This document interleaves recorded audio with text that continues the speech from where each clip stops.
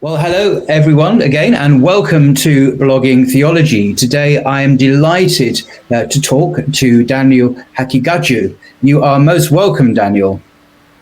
Thank you for having me, Paul. Just a little bit of background for those who don't know Daniel. He was born in Houston, Texas, and comes from what he calls a liberal secular Muslim background. He studied physics as an undergraduate at Harvard University and completed graduate studies in philosophy. It's a great combination, by the way, physics and philosophy. He is a student of knowledge, studying traditionally with respected scholars. He's the founder and editor-in-chief of Muslim Skeptic, an alternative Muslim news research and opinion outlet.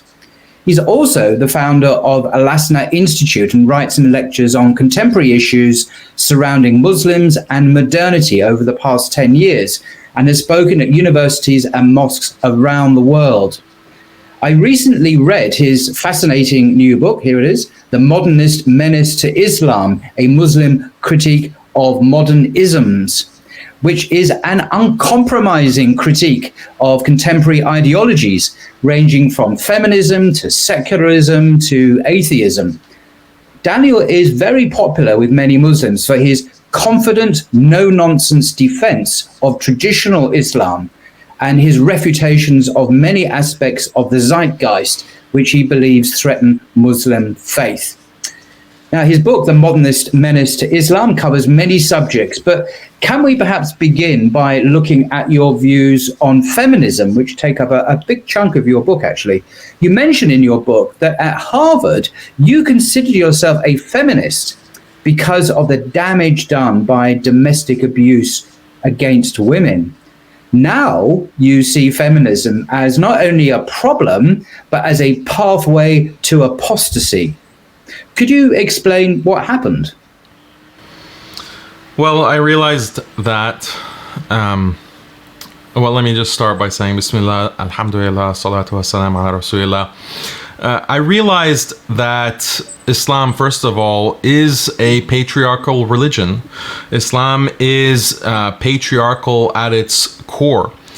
And feminism is contrary at its essence to patriarchy. Feminism is an attack against patriarchy. And so this was really the first sign that, look, if I'm going to be a Muslim, I cannot be a feminist. This isn't feminism in Islam. So what I came to realize pretty quickly is that feminism doesn't have a monopoly over defending women's rights. Feminism doesn't have a monopoly over protecting women from legitimate domestic abuse, real cases of domestic abuse or domestic violence or what have you. In fact, all systems of morality claim to protect women's rights and men's rights and everyone's rights. That's what all systems of morality claim, but who is really true to that claim? Which system of morality is true to that claim? And when we do that kind of analysis and we do that kind of comparison, we see that feminism actually has created women who are oppressed and who are very unhappy, who are very, beleaguered by the modern conception of what a woman should be and what a woman should do and how a woman should live. And all of the studies and statistics bear this out, that women are more depressed than they've ever been in countries where they have the most, that score the highest on the so-called feminist index or women's rights indices. So what is it, Daniel? What is it, Daniel, specifically that is making women depressed in these very high feminist committed societies? What's going on exactly, do you think?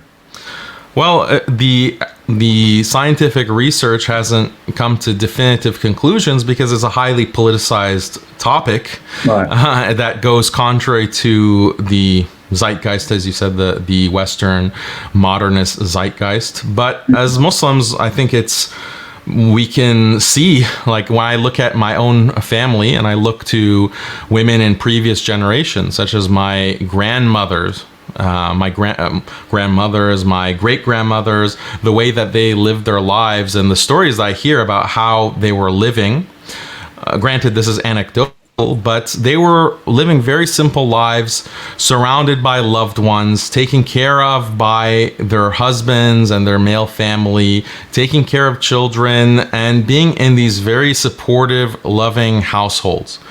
And that was the norm. Yes, there were exceptions. Yes, there are, bad cases everywhere. And these were extended families, weren't they? They weren't like our modern narrow nuclear family with just a mother and a father and 2.4 kids or whatever it is. These were much broader family structures and networks, weren't they, I think? Yeah, of course. You had these extended families, and this is something that the vast majority of humanity has lived in this kind of, with this kind of family kinship structure. And, even if we just want to purely take an evolutionary perspective, if we want to take a purely evolutionary secular perspective, if humanity has been living in these kinds of networks with these kinds of gender roles for men and women through evolutionary processes have been conditioned to a certain kind of personality type, certain kinds of emotions, certain kinds of behavior, certain types of instincts.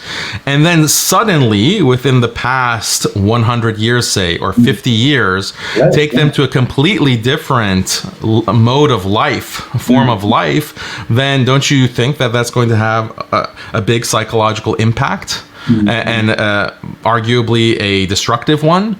So I think even from an purely evolutionary perspective, that would make sense. But from an Islamic perspective, from the Islamic standpoint, it makes sense as well that Allah has created women with certain intuition, certain motherly instincts, a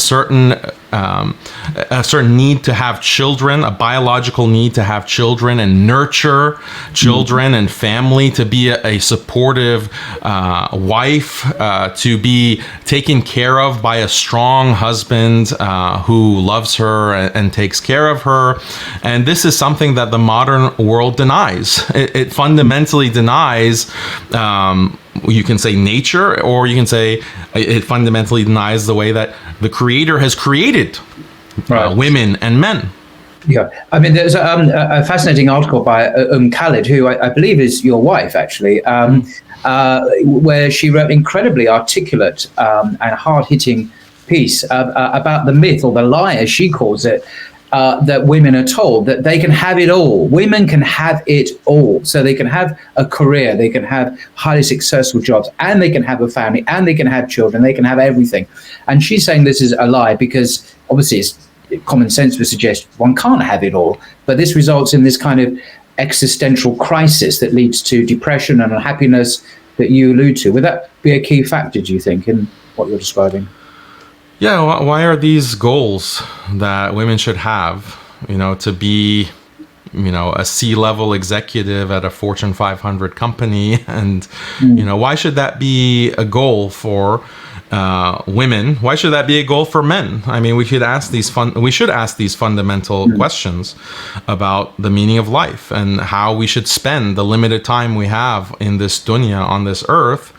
Why are these goals to pursue? Again, even if we take the assumption, the materialistic assumption, that happiness is the ultimate end, okay, I think most people don't have a kind of reductionist understanding of happiness, that happiness just means dopamine, neurotransmitters in the brain. And because if that truly were the kind of happiness that humans should aspire to, then we should just be hooked up to these kind of or given soma, right? A Brave New World, just be given certain drugs that will artificially create this sense, this high of euphoria constantly. If that's truly our view of what happiness is and how it should be pursued. But no, we have a more complex, profound understanding of human flourishing and what true happiness in its fullest sense means. I think all humans share this kind of view.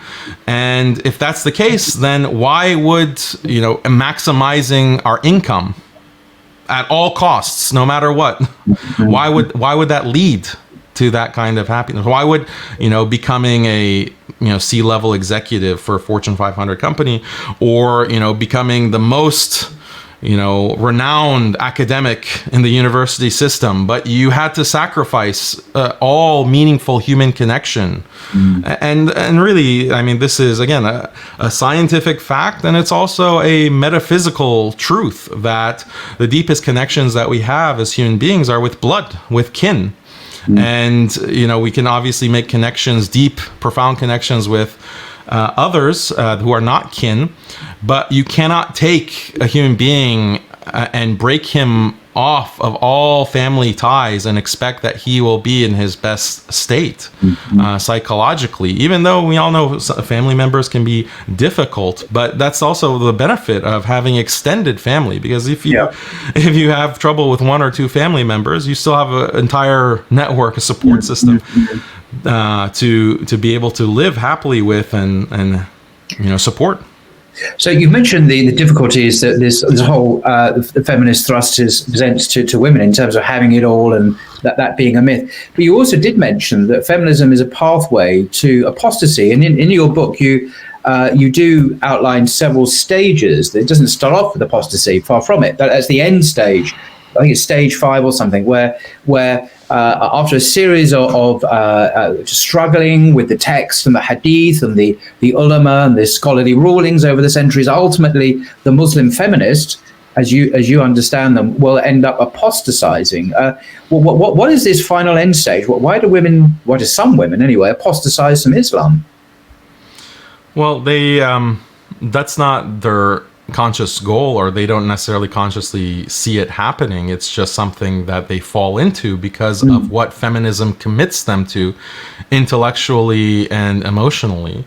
Because the the way that I describe the stages is that the first stage is basically coming from perhaps legitimate grievances with certain Muslim male figures that they see in their lives, maybe at the mosque or in the broader community, and they have these criticisms and they feel like, or grievances, and they feel like feminism addresses those grievances. But the thing is that feminism commits the feminist to a broader paradigm or a broader commitment, such as the idea that patriarchy is inherently oppressive, male authority is inherently male authority is inherently oppressive, and anything that lacks female representation is inherently illegitimate. So that takes them down this path. So initially it starts with these perhaps legitimate grievances with a local imam or some figure somewhere in the Muslim community, but then because of these other commitments, that criticism cannot just stop with the local imam. It has to be extended to, all of the Islamic scholarly tradition, because when we look at the Islamic tradition, it is predominantly Muslim men who are the main intellectuals and the main scholars of this tradition. And that's not to say that there have been female scholars, because there have been. But they were definitely a very small minority. So then we have to ask the question, or the feminists will ask the question, why is this? And the answer that feminism gives is that the men of this tradition have been marginalizing women deliberately and have been actually silencing these women or holding them back, preventing them from speaking. That's the feminist answer. So what this colors the entire scholarly tradition. You look at someone like Imam Ghazali. Why isn't Imam Ghazali lifting up women, and why is he not bringing someone alongside him and trying to champion women's voices? Clearly he's marginalizing women. He's actually silencing women. He has all of this authority, and never once does he use it to promote the visibility of a woman's voice, for example. These are the kinds of thoughts that will inevitably come once you've bought in to the feminist mindset. And so this extends through all of Islamic scholarship. And once you have undermined the moral legitimacy of all of these Islamic scholars, then really how can you access the Islam? How can you access Islam itself? The only reason that we have Islam, the only reason that we have the Qur'an, or we have hadith, or we have fiqh, we have, tafsir, or the spiritual sciences of tasawwuf, or any of these important Islamic sciences, ulum, is because of this vast, rigorous tradition of Islamic transmission, the scholarly tradition. This is the only reason that we have it. So then you have fundamentally undermined that tradition just because of your feminist commitments. But it doesn't even stop there, because you have to start questioning hadith. You have to start questioning the Qur'an. And this is where, because it's questionable whether you can be a Muslim if you've rejected the Islamic tradition, because you have no basis for making claims about the Quran and Hadith, or you're just being intellectually inconsistent. For example, you say, "Oh yeah, I believe in, this interpretation of the Quran." Okay, well, where did you get that interpretation of the Quran? Did you take it from a scholar? From Ibn Kathir or Imam Qurtubi, from the tafsir tradition, or you just happen to have a understanding of the Quran on your own that happens to match the orthodox interpretation? How convenient. But in reality, we see most of these feminists completely heterodox and bring these deviant, bizarre interpretations of the Quran, and academics such as Amina Wadud, for example, who says outright that we should have the ability to say no to the Quran. If we have a moral problem with something that we read in the Quran and we see that this is contrary to our conscience, then we should have the moral right to say no to the Quran. And she's made infamous. It's a very difficult thing to understand, because the Quran describes itself as the actual speech of God himself. So it sounds like they're inviting people to say no to God. And people who say no to God are not normally characterized as believers, rather as anti-believers and so on. I'm reading from a very moderate translation here. This is a translation of the Quran by Abdul Halim, the famous British scholar. And just the famous 4:34, Surah 4, verse 34, which you allude to several times in your book, and there are different translations of it. And this is a very moderate translation. It says, "Husbands should take good care of their wives with the bounties God has given to some more than others, and with what they spend out of their own money. Righteous wives are devout and guard what God has given them, what God would have them guard in their husband's absence," and so on. But this is clearly patriarchal, and this is God speaking. If you're a Muslim, obviously. And there are many similar verses in the New Testament and in the Jewish Bible, and probably in most scriptures in the world's religions, if not all scriptures of the world's religions. So to say no to God, whatever tradition you're in, is quite a big price to pay for your conscience, as you put it.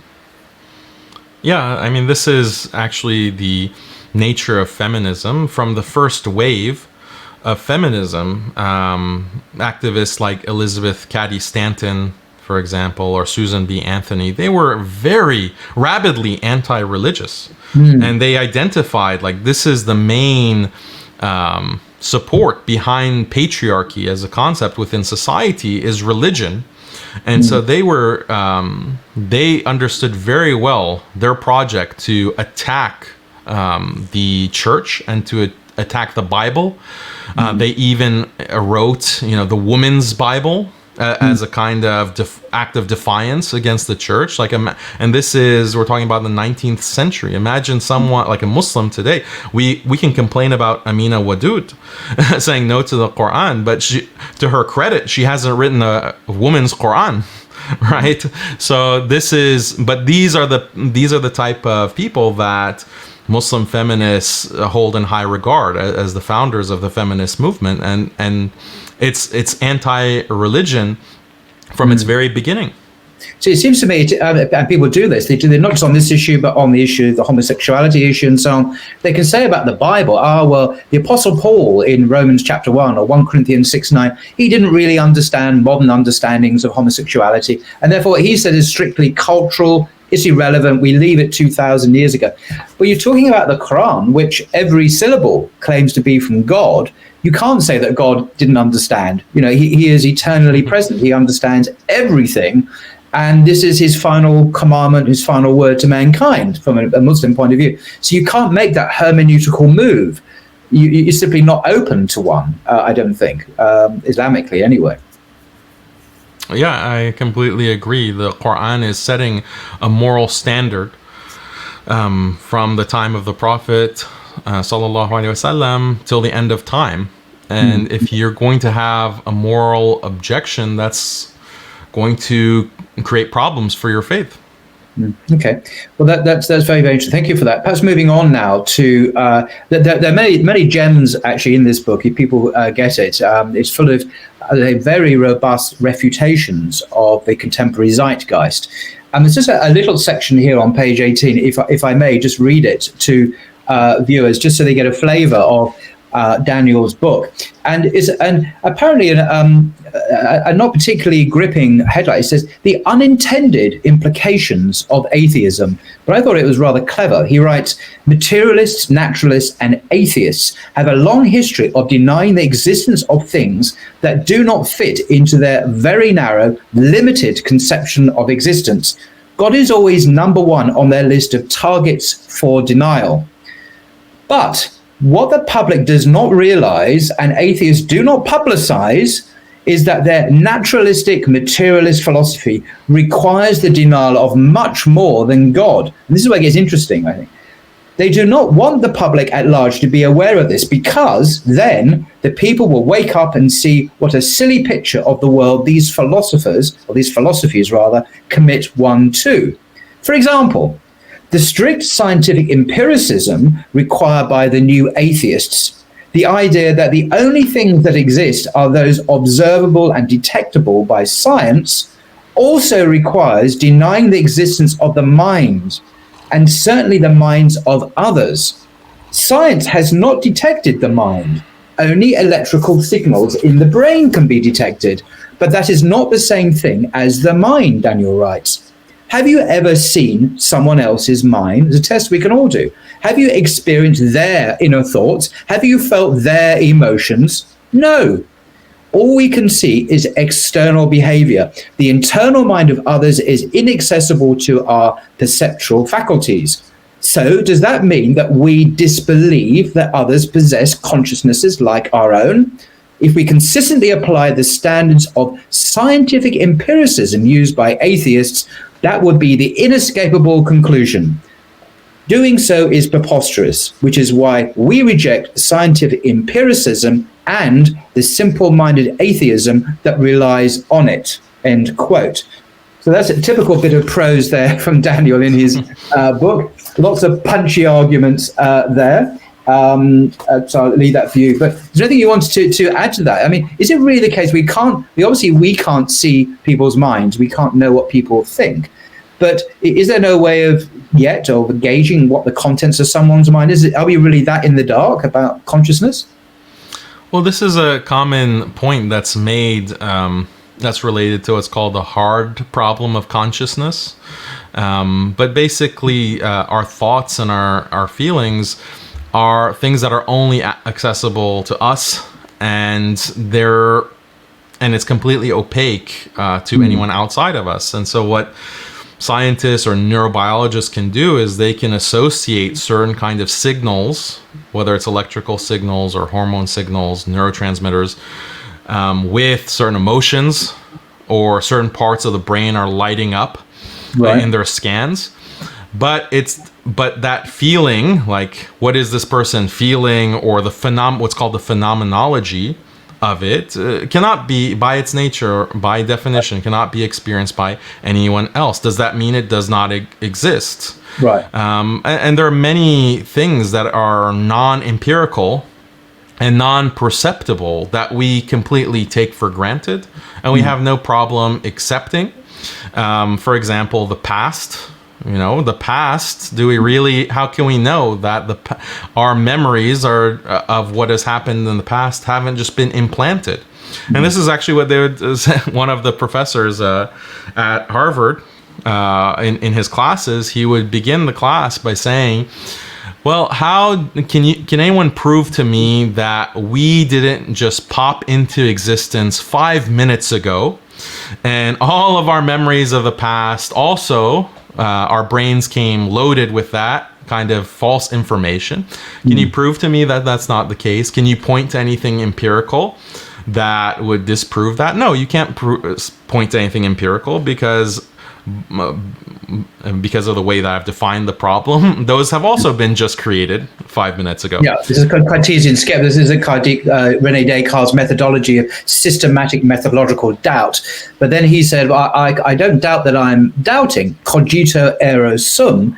I think, therefore I am. I doubt, therefore I am. But of course, the riposte is, and presumably it's implicit in your point, that even that thought could actually be implanted by an evil genius into my brain, which is like in a vat, and even that could be artificially created. So unfortunately, even Cartesian skepticism doesn't, it's not skeptical enough, I would argue anyway.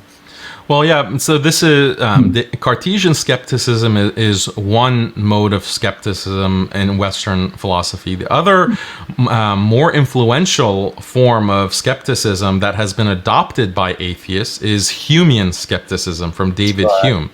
Yeah. And this is actually what the passage you read is alluding to. It's Humean skepticism that insists on empirical data and sense data. Our understanding of everything is because our senses are taking in information from the world, and our mind forms this kind of map of the external world. But how can we be sure that that external world exists? And this is the kind of questioning that Hume presents, and it leads him to a kind of solipsism, actually. Yeah, because he denied causality even. He said that we can't be sure that A caused B, like the billiard balls famously. But how do we know? How do we know that fire burns wool? We can't. And this was taken up, ironically, well, not perhaps ironically, in occasionalism and Asherite theology, where you have this similar worldview. Yeah, he's saying causality is an illusion. The reality is just one thing happening after another in a linear timeline, and it's only an illusion of the mind that there's cause and effect. So, yeah, when it comes to this kind of skepticism, like any atheist should really be a solipsist. Because the kind of skepticism that's used against God applies just as much to all of these things in that humans take for granted as truth, but they're non-empirical truths. There's no empirical, proof of the internal mind or the past or time itself. What is time? It's not a material thing. Time passes. We take all of these things for granted.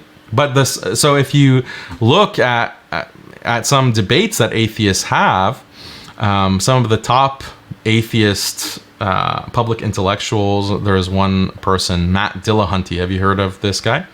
I haven't actually. No, perhaps I should have.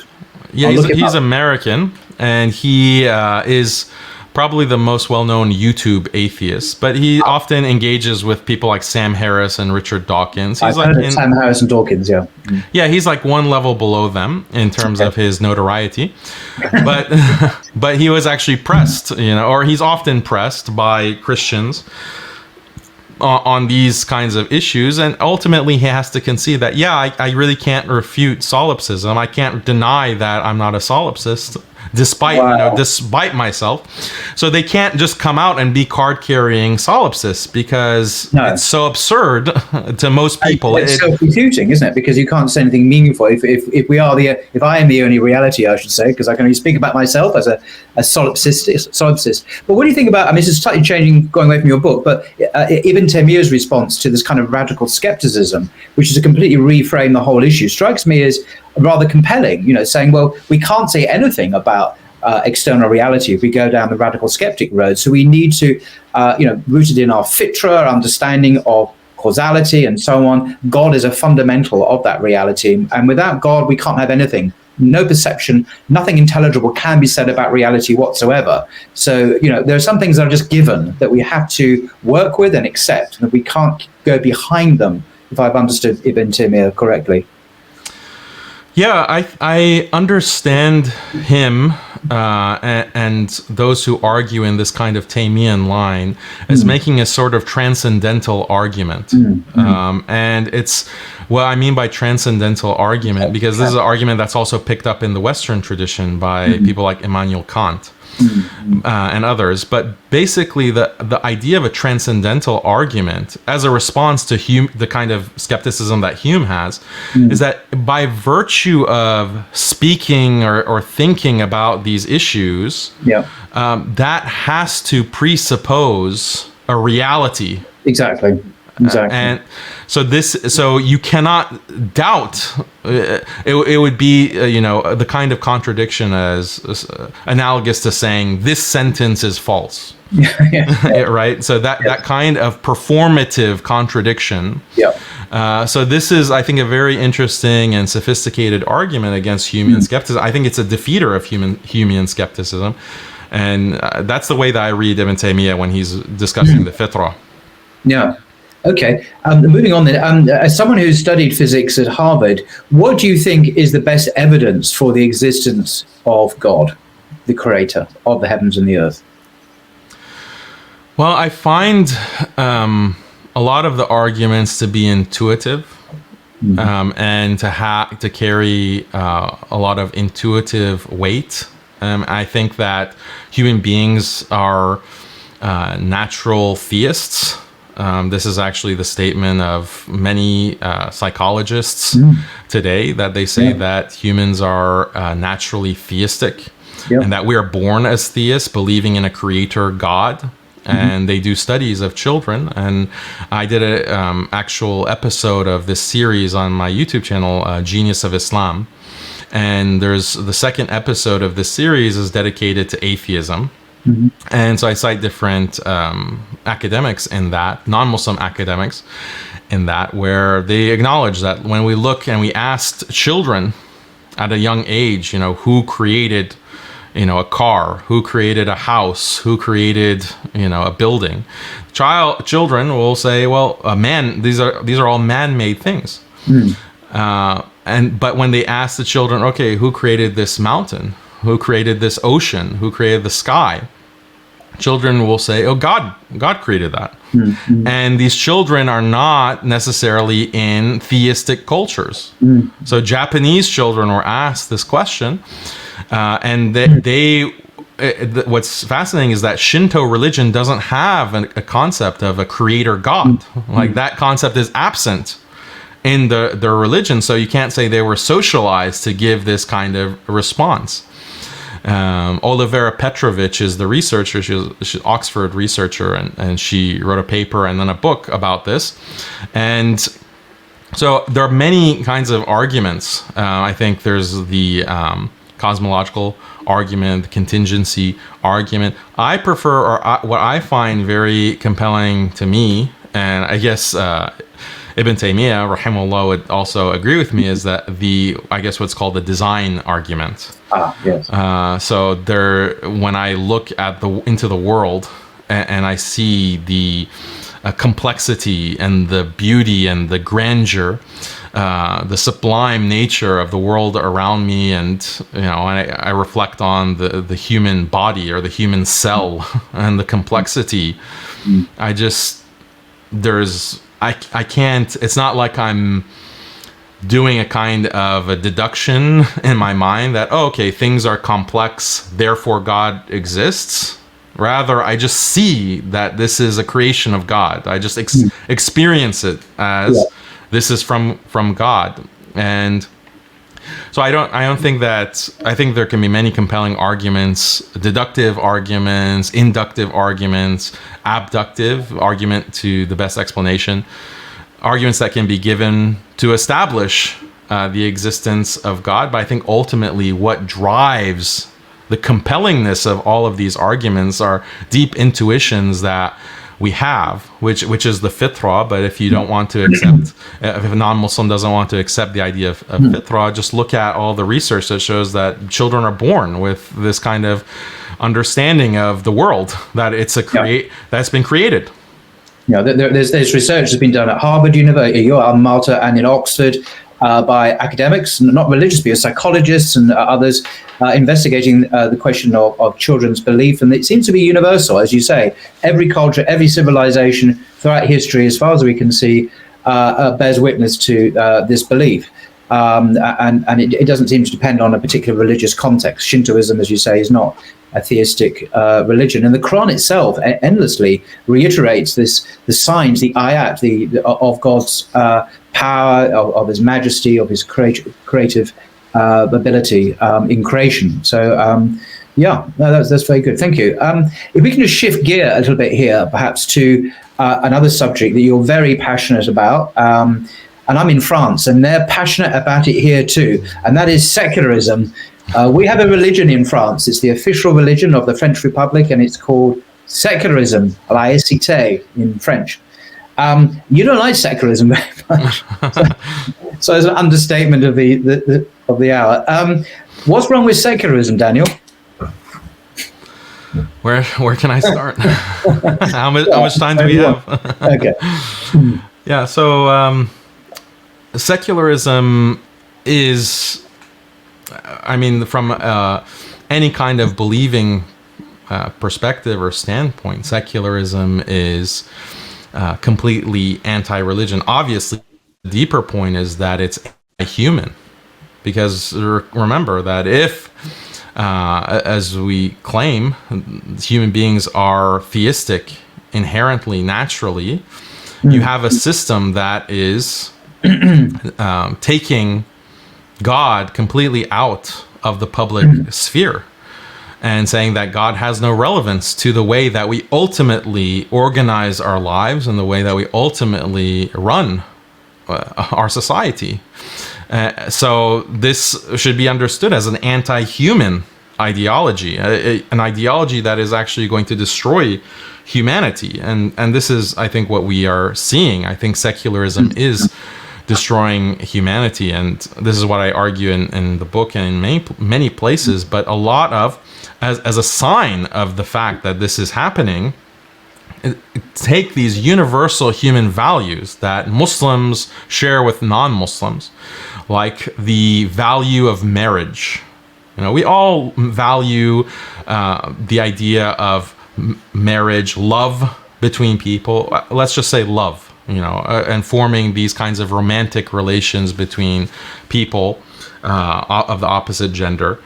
Let's say that this is a universal value. How about the value of family? You know, whether it's nuclear or extended family, there's a human who is going to say that no, family has no value. I mean, that would be the extreme minority. Most people say, yeah, this is something that human beings value, having healthy, happy families.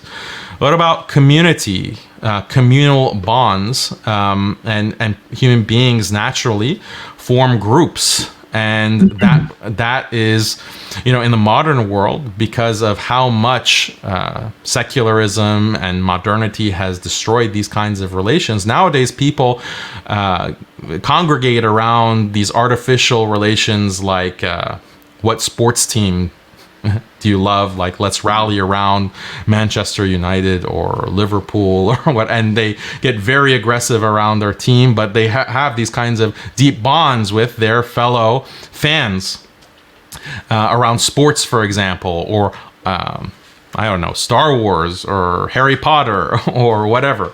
This forms identity. So communal identity is another very important part of the human experience. And then religion, as I mentioned, religion is also very important to human beings. So on all these fronts, secularism is destroying all of these things that we value.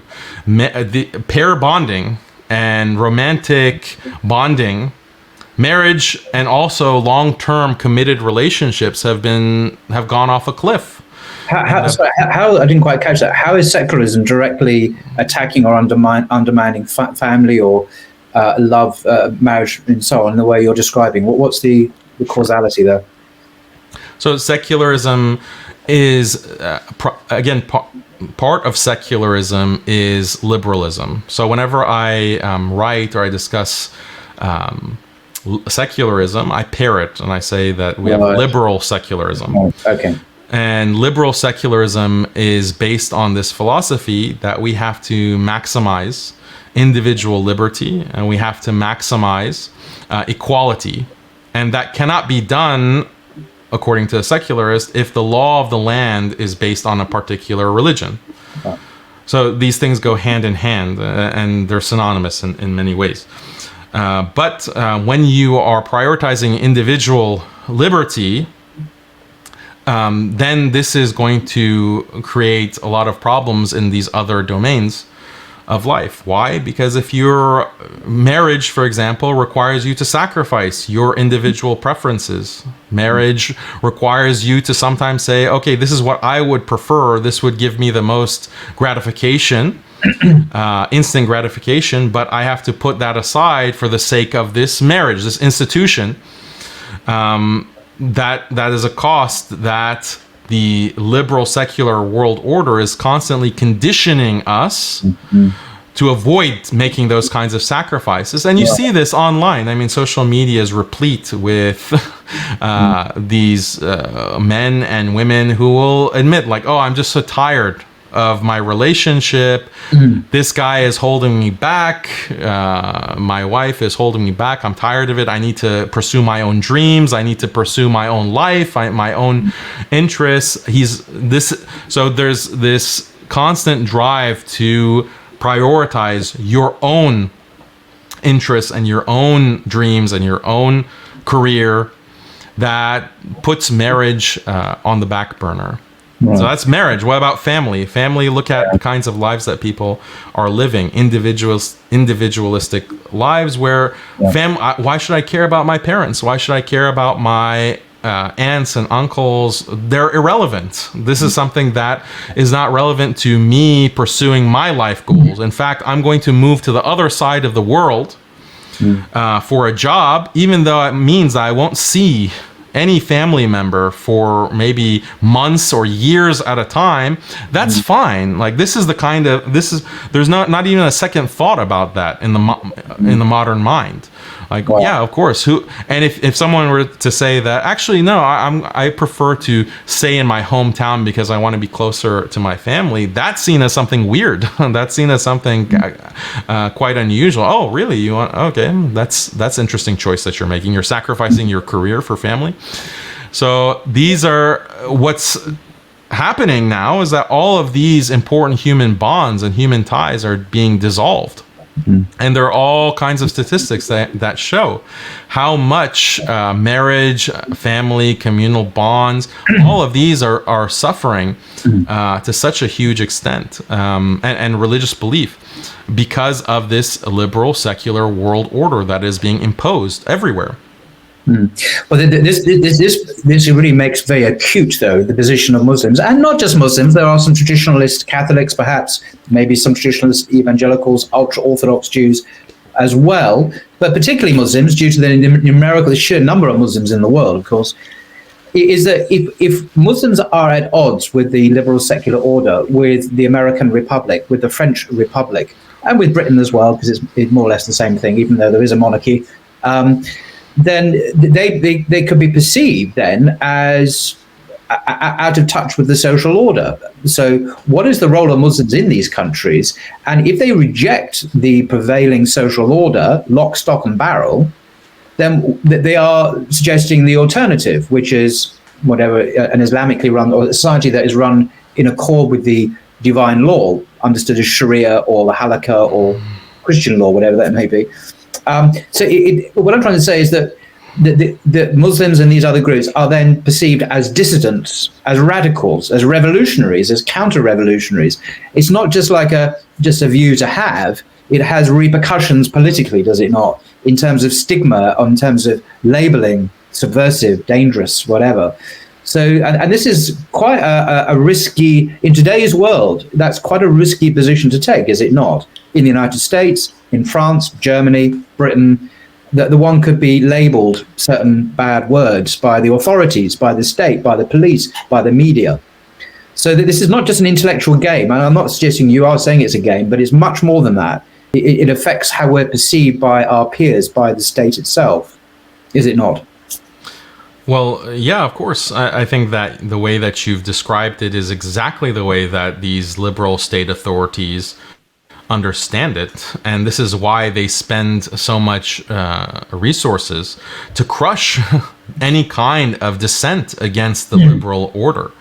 And look at how much money and resources they have spent in the UK, in the US, and Canada, Australia, to attack Muslims and to demonize Muslims, and to and this is just in their countries. Look at the kind of operations that they've been doing in the Muslim world for the past 200 years with colonialism and neocolonialism to stamp out any kind of non-liberal political expression.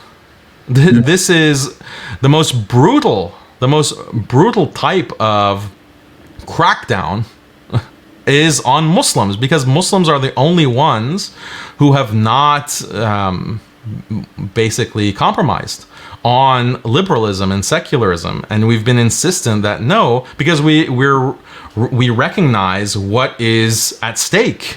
We're talking about human life. We're talking about humanity itself. It's not just Muslims. So when we advocate, and when I write, the book Modernist Menace to Islam, it could have been the Modernist Menace to humanity. It's because it's not just Muslims that are impacted. It's the entire globe. Humanity itself is being impacted. I just want to say, Danny, if I may, some people may see you as a radical voice, a dangerous voice. And I just wanted to juxtapose that with a video I saw on YouTube. It came up a couple of days ago with someone I happen to know.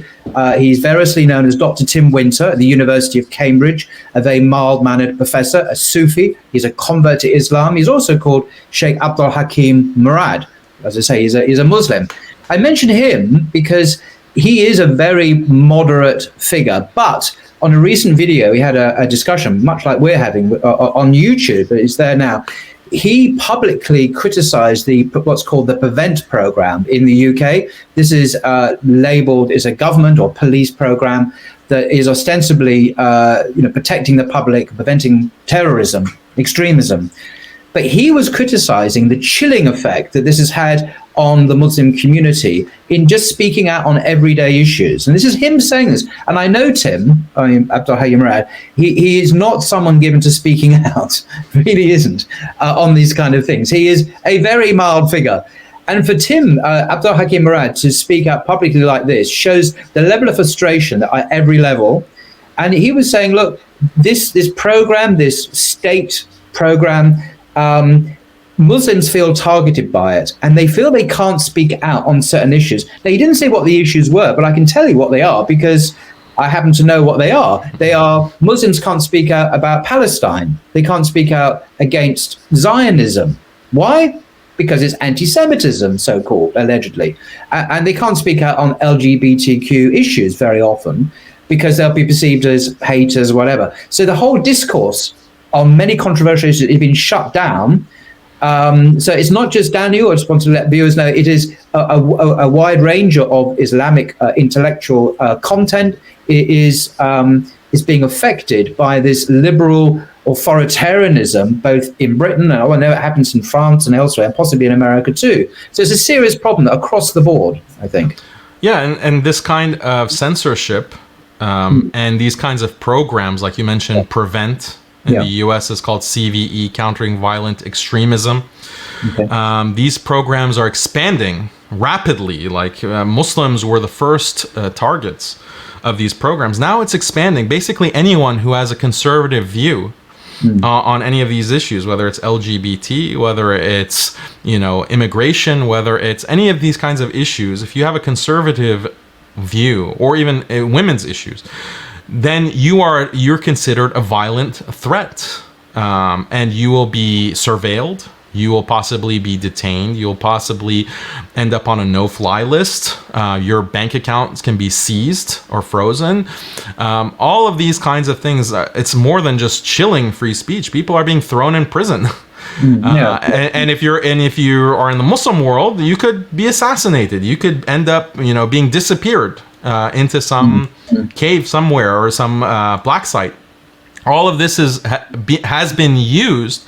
And why is this massive surveillance net, or as you called it, liberal authoritarianism, expanding? It's because more and more people are realizing that liberalism doesn't deliver the goods. Liberalism was supposed to be the path. Liberal secularism was supposed to be the path to prosperity, to this kind of utopia of complete equality between people, and we'd all be living happy lives with our families, with our wives and children, and be able. All people want to do is go to work, whatever work it may be, earn money, bring it back to their family, enjoy life, in the comfort of a home that they own, not be under crippling debt, not be constantly worried if they've gotten the latest injection of whatever experimental drug, not be worried about all of these kinds of programs aimed at children, drag queen story hour, and did you see the latest news about a Lutheran church that brought a trans person or drag queen to read A Christmas Story to children? No. This is a Lutheran church. Gosh, yeah, Lutheran church in America. So this is the kind of world that liberalism has created, that liberal secularism has provided, and people are waking up and realizing that this was all false promises. This is all false promises, and now more and more people are being pushed under the poverty line in the supposedly superior West. Look at the amount of people on the level of homelessness in the major U.S. cities. I don't know how it is in France or the UK. In Britain, in London, where I'm also based, I've never seen anything like it. On almost every street corner, you see people literally sleeping in the streets, and I feel powerless. I mean, what can one do? It's extraordinary what you're saying. Absolutely true. Yeah. So then, this is leading to massive societal discontent.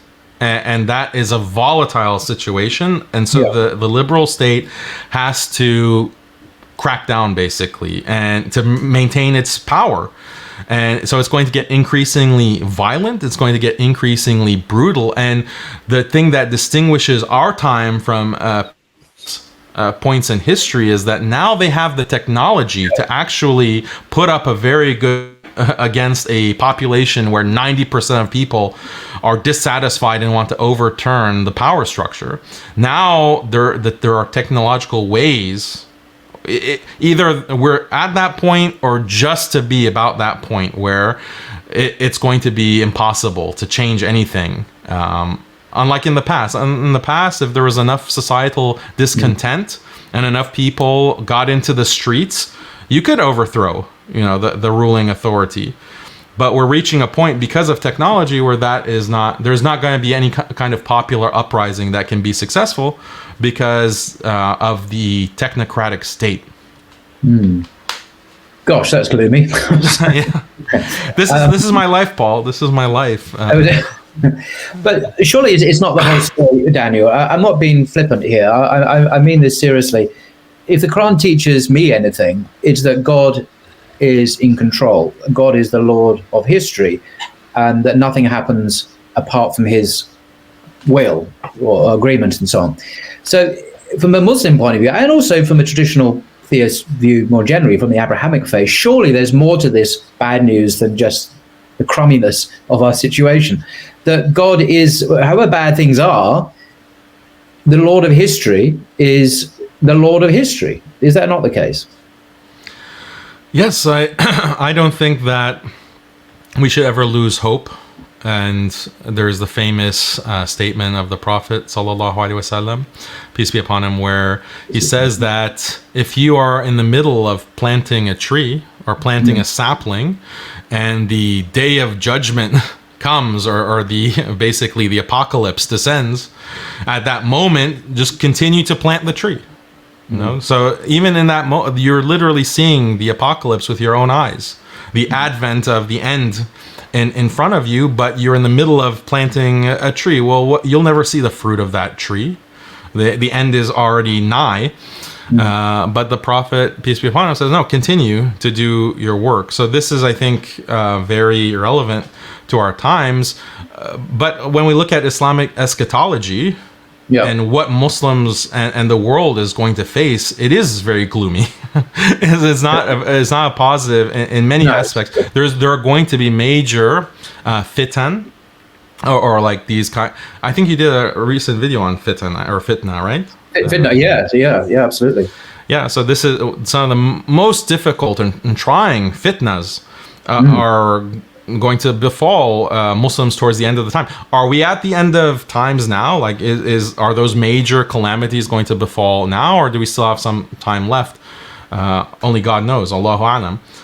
But the believer can be living in the most gloom and doom, difficult times, and Muslims have throughout history. But that's, as the Prophet ﷺ said, that's good for the believer, because if he's patient with that, then he'll be rewarded in that in the afterlife, and that is ultimately what is most important. I mean, I don't want to turn this into a big discussion about Islamic eschatology. Perhaps we're drawing to a conclusion, both societally and in this video. But what are some of the indications that we might be seeing that are spoken of in the eschatological or the apocalyptic hadith that are so well known? Do you have any indications of what they might be? Well, I think that one of the themes, like without going into one specific hadith, one of the major themes of Islamic eschatology towards the end of times are that everything will be backwards. What is considered good, what is considered good is in reality evil, and what is truly evil will be considered something that's good.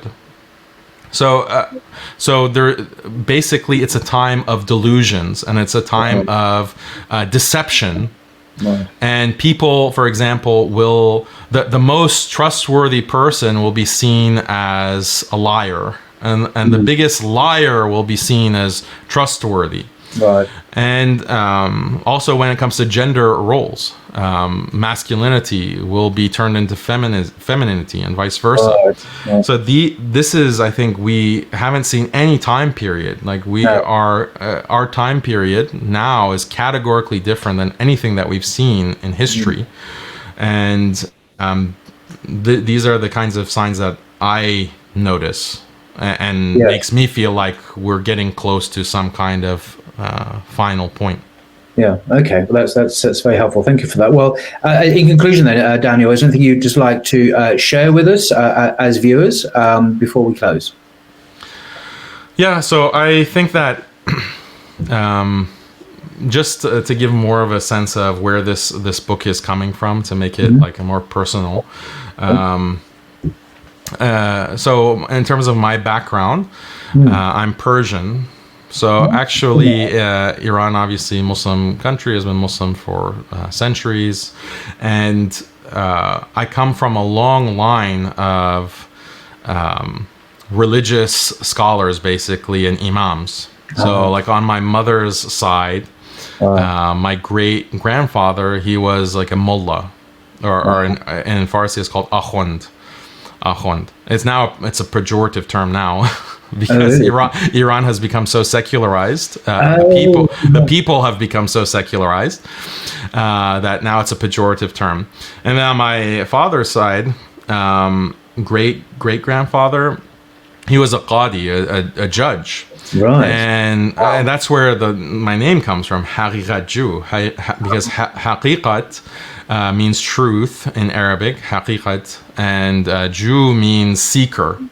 So as a judge, they called him Haqiqatjou, like he's the truth seeker. He's trying to find the truth of a matter as a judge. So you have this long line of, religious figures. And when I look at this generation, my generation, throughout my extended family, like my father had 19 brothers and sisters. So I have, if you look at cousins and, second cousins, I have hundreds of cousins, basically. And a very small, or the vast majority of them are secular. Really? Yeah. So, and even though a lot of them move to the West, but even the ones that are still in Iran, they're very deeply secular, and religion has, Islam has, if they're neutral, they might, at best, they're neutral about Islam, but many of them actually are antagonistic to Islam. It's funny you say. I met so many Iranians who in London who are just like that. Actually, it seems to be maybe out of their recent history is informing their views. But yeah. Yeah. So this is something that I think it is definitely Iranians, but all of these kind of Muslim cultures are experiencing something like this, and so ultimately, this is what led me on a journey of like, well, why? Has this happened? Like, just look at the loss, and I experienced, a deep sense of loss just reflecting on all of this has gone down the drain basically in the modern world. So there's this sense of tragedy that I think all Muslims experience, especially if they reflect, if they have a family like this. So, this book is kind of like a coping with that that unfortunate reality. I'll just say, I hear what you're saying. It's very real. It's just, in my experience, both when I was a Christian and now, I was struck by how robust the faith was of many young Muslim men and women in London. Anyway, the modernism or skepticism or liberalism is not the dominant theme. I mean, so many young Muslim guys and so on who are very robust, and they got lots of questions, and they want to go out there and do stuff. And I was impressed by that. I haven't seen that nearly as much in the Christian church in Britain, and it's supposed to be a Christian country. So I'm not totally pessimistic. I think there's a robust, enduring faith in young Muslim men and women, as I say.